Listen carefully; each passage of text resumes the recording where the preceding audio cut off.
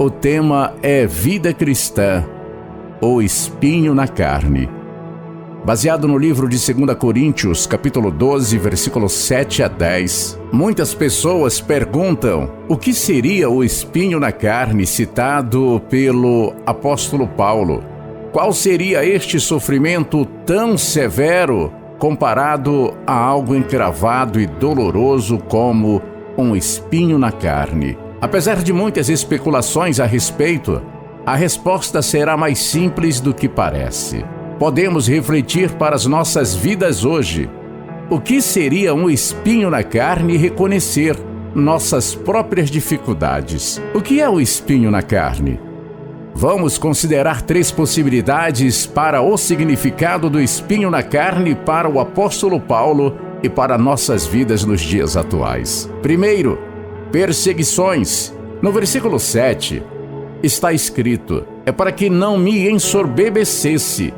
Com a grandeza das revelações, foi-me posto um espinho na carne, mensageiro de Satanás para me esbofetear, a fim de que não me exalte. A expressão mensageiro de Satanás pode ser entendida como se referindo a uma pessoa especificamente, alguém que estivesse perseguindo o apóstolo.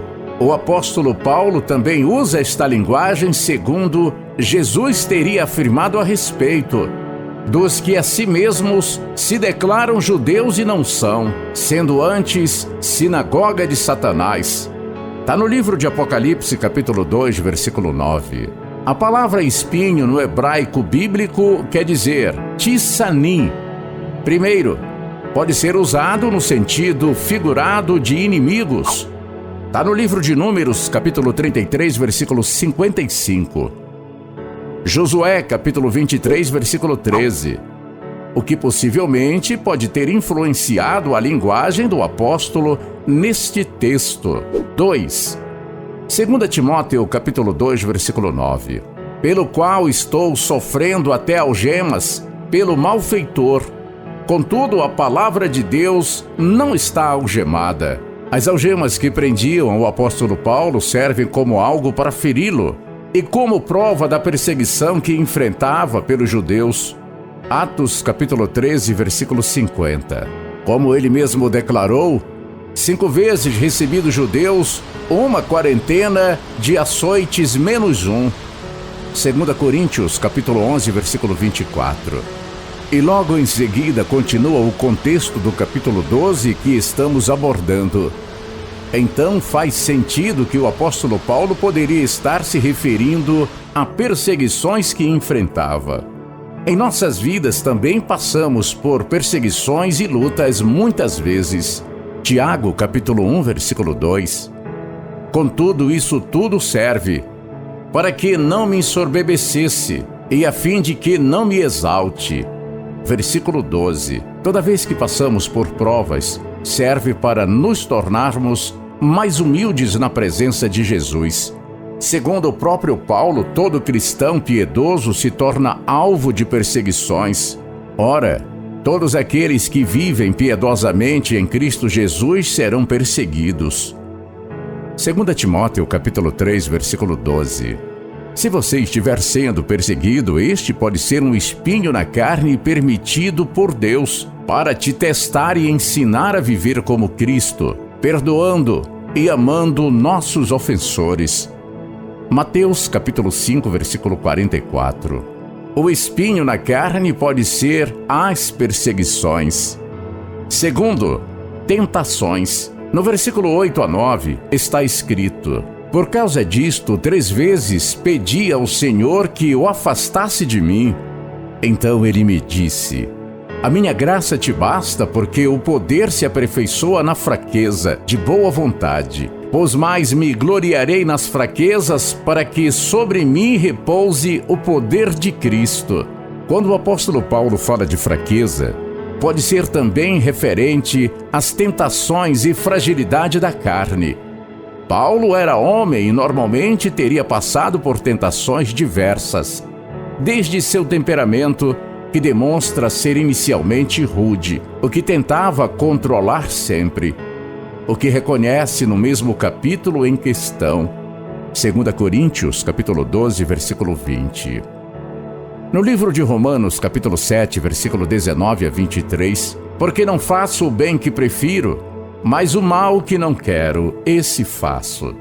Mas se eu faço o que não quero, já não sou eu quem o faz, e sim o pecado que habita em mim. Então, ao querer fazer o bem, encontro a lei de que o mal reside em mim, porque no tocante ao homem interior, tenho prazer na lei de Deus, mas vejo nos meus membros outra lei que, guerreando contra a lei da minha mente, me faz prisioneiro da lei do pecado que está nos meus membros. O apóstolo Paulo nunca tentou esconder as suas fraquezas, somente neste capítulo ele fala de suas fraquezas 3 vezes. 2 Coríntios, capítulo 12, versículos 5 a 9 e 10. O fato de ser um homem de Deus santo e fiel não retira dele a condição de pecador como todos os seres humanos. Romanos, capítulo 3, versículo 23. No livro de 1 Coríntios, capítulo 10, versículo 13, está escrito: não vos sobreveio tentação que não fosse humana, mas Deus é fiel e não permitirá que sejais tentados além das vossas forças. Pelo contrário, juntamente com a tentação vos proverá o livramento, de sorte que possais suportar. As tentações fazem parte de nossas vidas. Até Jesus foi tentado pelo inimigo insistentemente. Está no livro de Mateus, capítulo 4, versículo 1 a 11. Mas Deus não tenta ninguém, e sim a própria pessoa que se deixa ser tentada de acordo com os seus desejos. Tiago, capítulo 1, versículo 13 a 15. Se você estiver sendo tentado e sofre como se fosse um espinho na carne, confie na graça de Deus, que te perdoe e sustente para vencer o pecado. Romanos, capítulo 6, versículo 14 e 23. Os cardos e abrolhos. Gênesis, capítulo 3, versículo 18. Surgiram como consequência do pecado sobre a humanidade. Por isso, as tentações que enfrentamos são como um espinho encravado em nossa carne, que temos dificuldades de tirar. O espinho na carne pode ser as tentações. Terceiro, enfermidade. Versículo 10. Pelo que sinto prazer nas fraquezas, nas injúrias, nas necessidades, nas perseguições, nas angústias. Por amor de Cristo, porque quando sou fraco, então é que sou forte. A maioria dos comentaristas bíblicos e estudiosos entende que especificamente nesse texto o apóstolo Paulo se referia a uma doença física que estaria sofrendo. Terceiro, talvez devido ao seu aprisionamento, que debilitava muito o seu corpo, ou qualquer outro problema de saúde. O que fortalece esse argumento é que a frase "sinto prazer nas fraquezas", indicando que não seria então uma pessoa, nem mesmo uma tentação, visto que não poderia ter prazer nestas coisas. Salmos, capítulo 1, versículo 1 a 2. Gálatas, capítulo 4, versículo 13 a 15. Você está com a Bíblia na mão, está acompanhando direitinho? E vós sabeis que vos preguei o Evangelho a primeira vez por causa de uma enfermidade física. E posto que a minha enfermidade na carne vos foi uma tentação, contudo não me revelastes desprezo nem desgosto. Antes me recebestes como anjo de Deus, como o próprio Cristo Jesus, que é feito, pois, da vossa exultação, pois vos dou testemunho de que, se possível fora, tereis arrancado os próprios olhos para vos dar. O apóstolo Paulo reconhece que passou por problemas de saúde, mesmo sabendo dos princípios da pureza do judaísmo, que excluía pessoas com qualquer tipo de doenças. Versículo 14. O texto ainda indica que poderia ser um problema nos olhos, ao ponto de as pessoas desejarem-lhe seus olhos. Versículo 15. Outro indício desta doença dos olhos seria que alguém o ajudava a escrever suas cartas, como Timóteo. 2 Coríntios, capítulo 1, versículo 1. 1 Tessalonicenses, capítulo 1, versículo 1. E no final da carta, ele assinava de próprio punho. 1 Coríntios, capítulo 16, versículo 21. Gálatas, capítulo 6, versículo 11. Colossenses, capítulo 4, versículo 18. E 2 Tessalonicenses, capítulo 3, versículo 17. como uma assinatura no final da carta. Quando passamos por problemas de saúde, nos tornamos humildes e sensíveis espiritualmente, pois isso também nos fortalece, como disse o apóstolo Paulo: quando sou fraco, então é que sou forte. Versículo 15. Se você tem um problema de saúde, como um espinho na carne, esta limitação física não te impede de se fortalecer em Deus e vencer todas as coisas. Muitas pessoas com dificuldades físicas conseguem superar e surpreender até mesmo outras pessoas com saúde aparentemente normal. Deus é que nos fortalece e nos capacita. O espinho na carne pode ser as enfermidades. Você pode vencer o espinho na carne. E para concluir o estudo, livro de João, capítulo 19, versículo 5.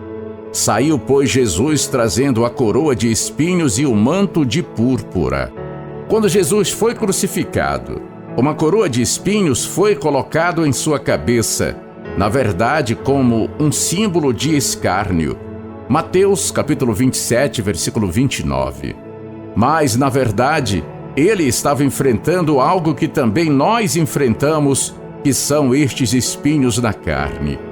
Todas as nossas dores, sejam perseguições, tentações ou pecados, e até nossas enfermidades, foram levadas por Jesus para nos sarar. Está no livro de Isaías, capítulo 53, versículo 4 a 5. Se tivermos que suportar espinhos na carne, será para que a graça de Deus se revele a nós e nos fortaleçamos cada vez mais em Deus. 1 Pedro, capítulo 4, versículo 8 a 10. Como o texto bíblico não trouxe uma clareza exatamente o que seria este espinho na carne, então trabalhamos com estas três possibilidades. Entendo que esta abertura serve para que a mensagem de Deus se torne mais abrangente em diferentes momentos de nossas vidas.